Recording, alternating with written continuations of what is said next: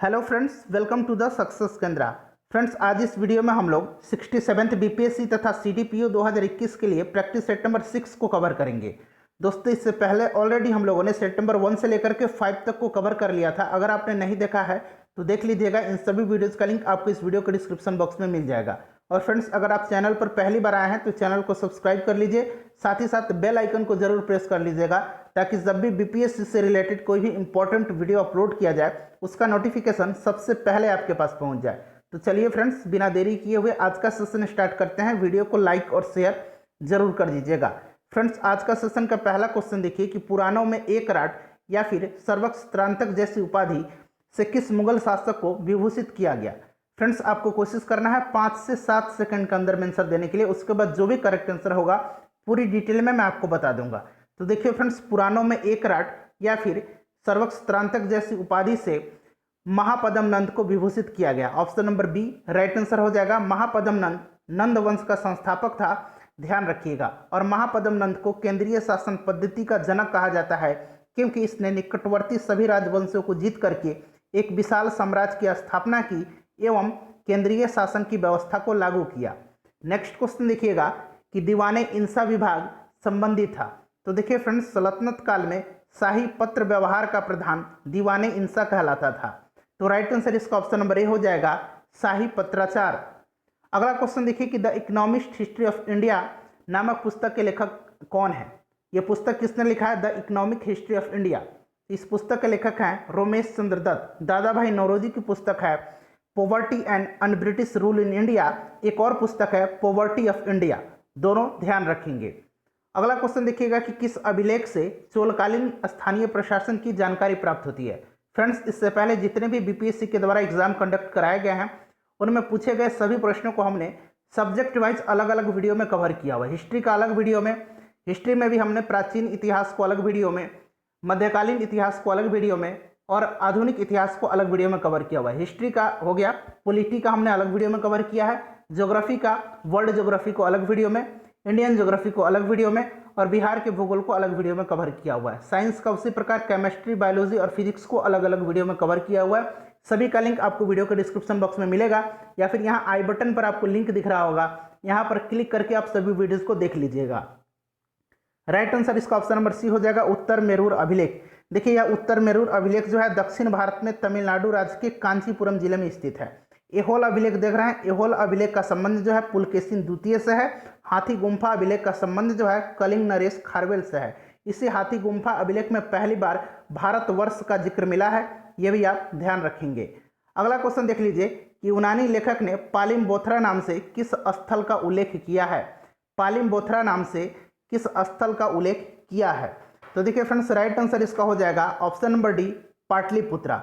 ठीक है, ध्यान रखिएगा। पाली बोथरा, यहां मैं लिख देता हूं पाली ब्रोथा। ठीक है, इस नाम का जो है इंडिका में पटना के लिए इसका उपयोग किया गया है। इंडिका किसकी है? मेगास्थनीज की है। ठीक है, पटना को कुसुमपुर और पुष्पपुरी के नाम से भी जाना जाता है। नेक्स्ट क्वेश्चन देखिएगा कि स्वराज पार्टी के कौन से नेता केंद्रीय विधानसभा में वर्ष 1925 में अध्यक्ष निर्वाचित हुए थे। तो फ्रेंड्स, आपको पता होगा कि स्वराज पार्टी की स्थापना 1923 में प्रयागराज में यानी कि इलाहाबाद में मोतीलाल नेहरू और चित्तरंजन दास के द्वारा की गई थी। क्लियर? इस प्रश्न का राइट आंसर हो जाएगा स्वराज पार्टी से केंद्रीय विधानसभा में वर्ष 1925 में अध्यक्ष निर्वाचित किए गए थे विठल भाई Patel. Option number D right answer इसका हो जाएगा। नेक्स्ट क्वेश्चन देखिएगा। अगला क्वेश्चन है कि बिहार विधान परिषद एवं विधानसभा में सदस्यों की संख्या क्रमशः है। पहले विधान परिषद की संख्या, उसके बाद विधानसभा की संख्या। तो देखिए, राइट आंसर इसका ऑप्शन नंबर सी हो जाएगा। विधान परिषद की 75 सीटें हैं और विधानसभा की 243 सीटें हैं वर्तमान में। अगला क्वेश्चन देखेंगे कि वर्ष 1953 में गठित राज्य पुनर्गठन आयोग के अध्यक्ष कौन थे। तो फ्रेंड्स, ध्यान रखिएगा, राज्य पुनर्गठन आयोग की जो कब गठित किया गया था इसको, तो वर्ष 1953 में। और इसके अध्यक्ष कौन थे? तो राइट आंसर इसका ऑप्शन नंबर सी हो जाएगा, फजल अली।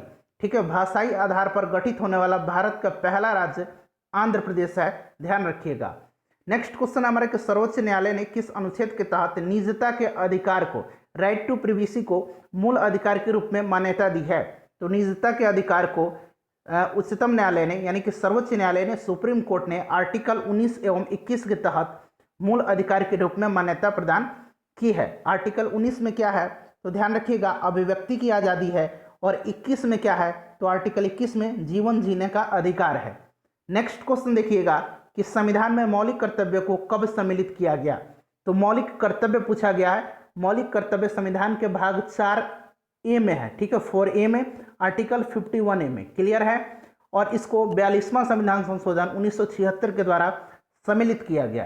कितने मौलिक कर्तव्य हैं तो टोटल 11 मौलिक कर्तव्य हैं। ध्यान रखिएगा, option number B right answer इसका हो जाएगा। माउंट पोपा ज्वालामुखी अवस्थित है। तो फ्रेंड्स माउंट सीनाबंग भी आपने सुना होगा, काफी चर्चा में रह रहा है सीनाबंग। अभी हाल ही में इसमें उद्गार देखने को मिला है। तो माउंट सीनाबंग जो है यह इंडोनेशिया में है, क्लियर, कहाँ है, इंडोनेशिया में। माउंट पोपा जो है यह म्यांमार में है। ऑप्शन नंबर बी इस प्रश्न का करेक्ट आंसर हो जाएगा। अगला क्वेश्चन देखिए कि उच्च न्यायालय संविधान के किस अनुच्छेद के तहत रिट जारी करता है। किस संविधान के तहत रिट जारी करता है ये आपको बताना है। तो देखिए फ्रेंड्स, उच्चतम न्यायालय यानी कि सुप्रीम कोर्ट आर्टिकल 32 के तहत रिट जारी करता है। और हाई कोर्ट यानी कि उच्च न्यायालय आर्टिकल 226 के तहत रिट जारी करता है। क्लियर, कितने प्रकार की रिट हैं, 5 प्रकार के। कौन कौन से, बंदी प्रत्यक्षीकरण, परमादेश, प्रतिषेध लेख, उत्प्रेषण, अधिकार प्रेक्षालेख। ध्यान रखिएगा। नेक्स्ट क्वेश्चन देख लीजिए कि कर्क रेखा का भारत में पश्चिम से पूर्व गुजरने का सही क्रम, यानी कि आपको क्रम से बताना है पश्चिम से पूर्व। हो सकता है प्रश्न आपसे पूर्व से पश्चिम भी पूछा जा सके, तो जस्ट इसको आप उलट दीजिएगा, ठीक है। तो देखिए थोड़ा सा आप जान लीजिए कर्क रेखा के बारे में। कर्क रेखा भारत के 8 राज्यों से होकर के गुजरती है। मैं क्रम से बता रहा हूं पश्चिम से पूर्व की तरह। ध्यान रखिएगा, सबसे पहले गुजरात, फिर राजस्थान, फिर हो जाएगा मध्य प्रदेश, छत्तीसगढ़, झारखंड, पश्चिम बंगाल, त्रिपुरा और मिजोरम। तो फ्रेंड्स राइट आंसर इसका ऑप्शन नंबर सी हो जाएगा, गुजरात, राजस्थान, मध्य प्रदेश, छत्तीसगढ़, उसके बाद झारखंड, फिर पश्चिम बंगाल, त्रिपुरा और मिजोरम। नेक्स्ट क्वेश्चन देख लीजिएगा कि पूर्व मध्य रेलवे का मुख्यालय कहाँ है। तो पूर्व मध्य रेलवे का मुख्यालय हाजीपुर में है। फ्रेंड्स वीडियो के लास्ट में आप सभी लोग अपना अपना स्कोर जरूर कमेंट करके बता देंगे। और फ्रेंड्स देखिए वीडियो अगर आपको पसंद आ रही है तो प्लीज़ फ्रेंड्स वीडियो को लाइक जरूर किया करें। देखिए नरेगा, यहाँ मैं अंग्रेजी में लिख देता हूँ नरेगा, ठीक है। नरेगा को मनरेगा कब किया गया, यानी कि एम इसमें जोड़ दिया गया, कब, ये मैं आपको डिटेल में बता देता हूँ। देखिए फ्रेंड्स नरेगा का फुल फॉर्म क्या होता है, national rural employment guarantee act, ठीक है, national rural employment guarantee act 2005, ठीक है। 2005 में जो है सितंबर 2005 में जो है यह पारित हुआ था, क्लियर। लेकिन यह जो लागू किया गया था नरेगा, इसको 2006 में किया गया था। कब किया गया था, 2006 में। ध्यान रखिएगा लॉन्च ईयर जो है इसका 2006 है, क्लियर। अब इसमें नाम इसका बदला गया, मनरेगा किया गया, यानी कि Mahatma Gandhi national rural employment guarantee act, ठीक है, ये कर दिया गया 2 अक्टूबर 2009 को। Option number C right answer इसका हो जाएगा। अगला क्वेश्चन देखिए कि ल्यूकेमिया एक प्रकार का कैंसर है, बिल्कुल है, जिसमें असाधारण बढ़ोतरी होती है। तो इसमें असाधारण बढ़ोतरी होती है श्वेत रक्त कोशिकाओं की संख्या में। Option number D correct answer इसका हो जाएगा। नेक्स्ट क्वेश्चन है कि खसरा रोग का कारक क्या है। तो देखिए खसरा रोग का कारक है मोरबिली वायरस, यहाँ मैं लिख देता हूँ मोरबिली वायरस। तो राइट आंसर इसका क्या हो जाएगा, वायरस। वायरस का नाम याद रखना है, विषाणु का नाम मोरबिली वायरस है। खसरा रोग में जो है शरीर पर लाल दाना निकल जाता है, ठीक है, लाल लाल दाना निकल जाता है। नेक्स्ट क्वेश्चन देखिएगा कि वसा में घुलनशील विटामिन निम्नलिखित में से कौन सा है। तो देखिए फ्रेंड्स वसा में घुलनशील विटामिन का मैं नाम बता देता हूँ, KEDA, यानी कि कीड़ा। आप याद रखिएगा कीड़ा जो है जल में नहीं घुलता है, इस तरह से ट्रिक से याद रखिएगा, कीड़ा जो है जल में नहीं घुलता है, यह वसा में घुलता है, ठीक है। तो देखिए विटामिन के का रासायनिक नाम क्या हो जाएगा, विटामिन के का रासायनिक नाम हो जाएगा फिलोक्विनोन। विटामिन ई का रासायनिक नाम टोकोफेरॉल, विटामिन डी का रासायनिक नाम कैल्सीफेरॉल और विटामिन ए का रासायनिक नाम रेटिनॉल। देखिए राइट आंसर इसका क्या हो जाएगा, ऑप्शन नंबर बी हो जाएगा कैल्सीफेरॉल, टोकोफेरॉल और कैरोटीन। देखिए कैरोटीन जो है यह विटामिन ए बनाने का कार्य करता है, यानी कि रेटिनॉल बनाने का कार्य करता है, इसीलिए ये कैरोटीन ही करेक्ट आंसर हो जाएगा, ऑप्शन नंबर बी। उसके बाद अगला क्वेश्चन देखिए राजकोषीय घाटा है।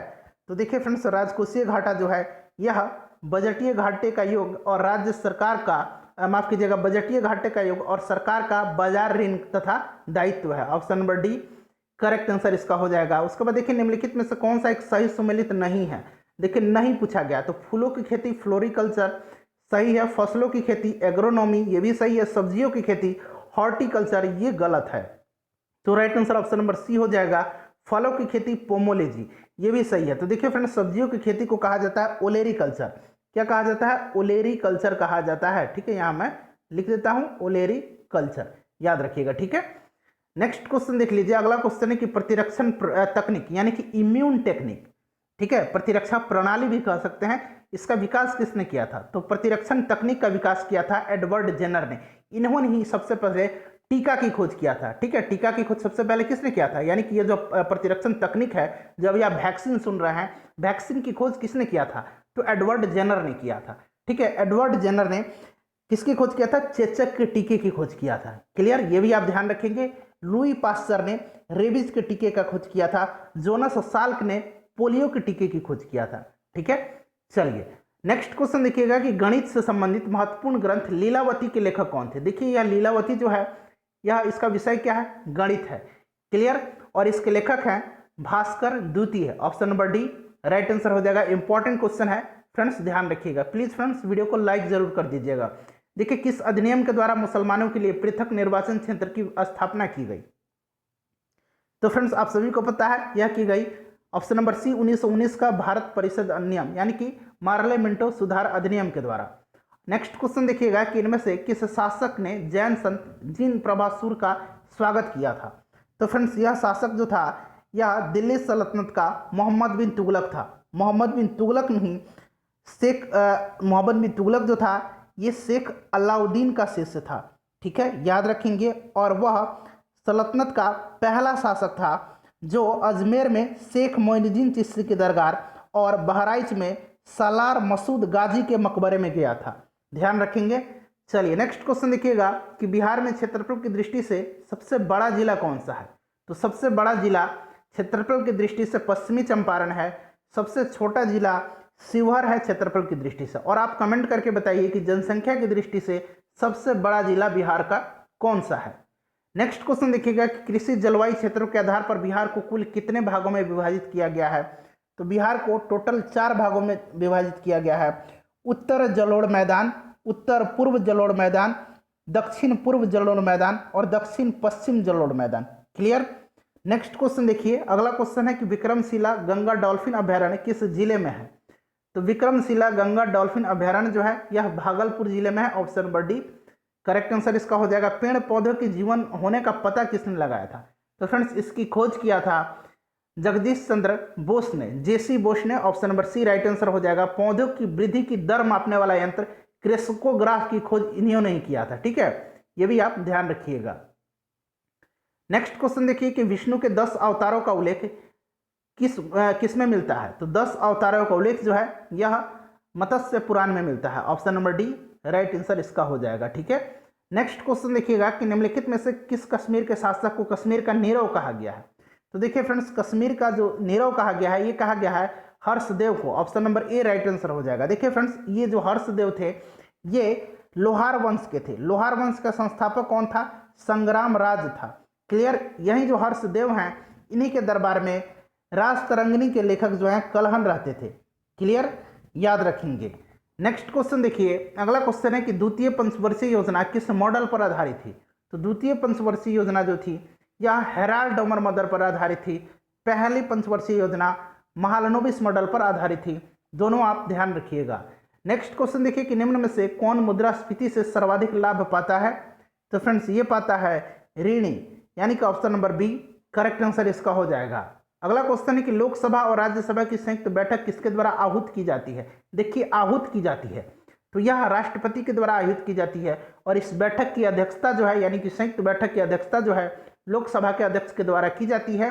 संयुक्त बैठक का प्रावधान जो है आर्टिकल 108 में दिया गया है। अगला क्वेश्चन देखिए कि भारत का सर्वाधिक पटसन उत्पादन राज्य कौन सा है? तो पटसन उत्पादक राज्य जो है यह पश्चिम बंगाल है। Option number B right answer हो जाएगा। कारोबार सुगमता सूचकांक यानी कि ease of doing business index किसके द्वारा जारी किया जाता है? तो यह जारी किया जाता है विश्व बैंक के द्वारा। 2020 में ease of doing business index में भारत का रैंक 63 रहा है। पहले स्थान पर न्यूजीलैंड रहा है। क्लियर।